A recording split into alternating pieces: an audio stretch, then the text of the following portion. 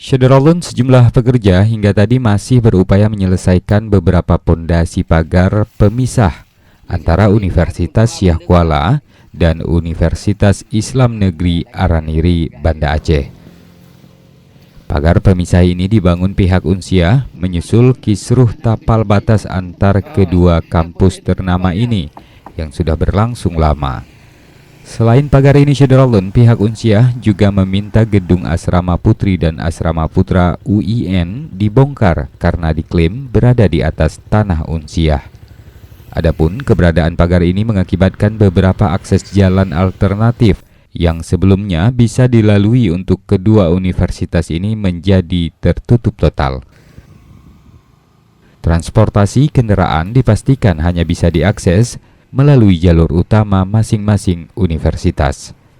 Dari Banda Aceh, Mas Rizal, Serambi On TV.